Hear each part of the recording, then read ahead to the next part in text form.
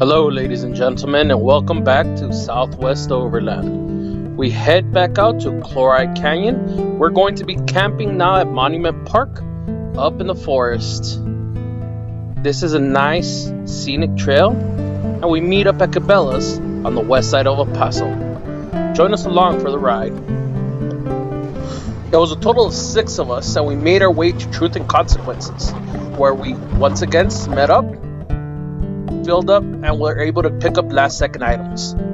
We hit the road again, this road being very desolate but very beautiful at the same time. Once we hit Winston, we knew we were near the beginning of the trail. We stopped for a quick driver's meeting, made sure we used the facilities before we left, and decided to air down right before we hit our trail. Chloride, New Mexico is located in Sierra County, where they always embrace us with open arms. They have a really neat pioneer store museum that takes you back to the Old West. This trail navigates through private property and Gila National Forest, so make sure to pay attention to signage so that way you accidentally do not end up trespassing. Do remember to tread lightly so that way we can preserve these trails for future generations to come. This trail is not very technical, but it is very isolated, so I do suggest to take at least a small group so that way you're able to help each other in case of emergencies. Make sure to pack enough gasoline and water. We did this trail in the middle of March, and we still saw plenty of mud from the snow melt. This is such a beautiful hidden gem in the Gila National Forest. Petroglyphs that were done thousands of years ago still engraved on the mountainsides.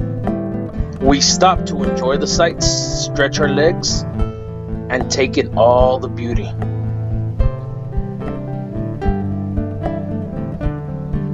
Now, remember, this area does contain water crossings, so it could be either very wet or it could be completely dry. It depends on the season.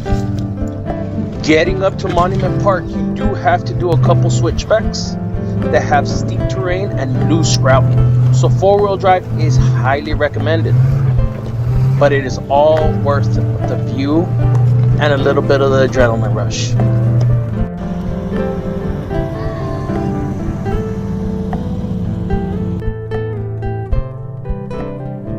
Once we get to Monument Park, we quickly talk about how we're going to set up and get to work.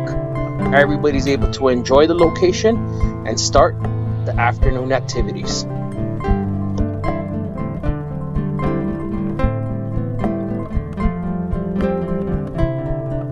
As we are enjoying the couple of days here camping at Monument Park, a few of us decide to go up hiking and exploring the location, while others decide to just enjoy the facilities and what the forest brings to all of us.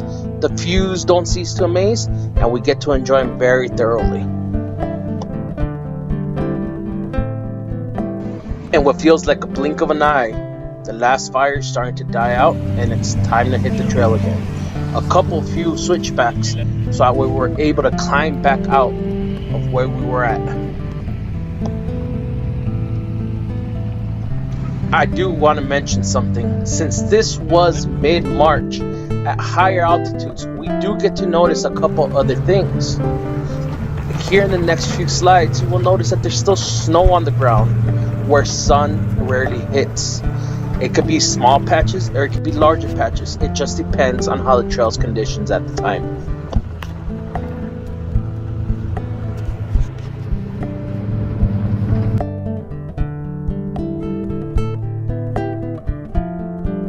There's a lot of history in this area that comes down from silver mining or other sorts of prospectors.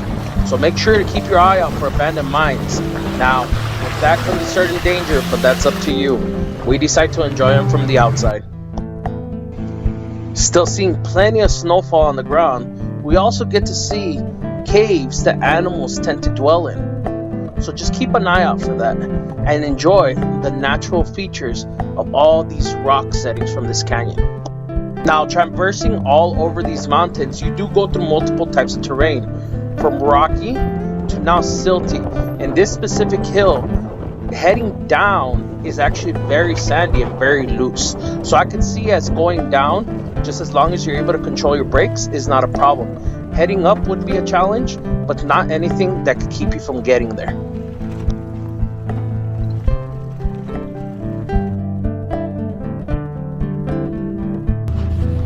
There's plenty of other trails and places to explore in this area, but it's really easy to get turned around. So make sure you have quality GPS to not get lost.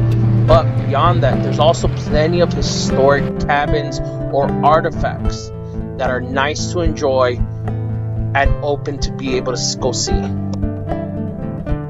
As the trail is starting to come to an end, we are starting to prepare to air up our vehicles so we're able to hit the highway and hit Winston, New Mexico once again.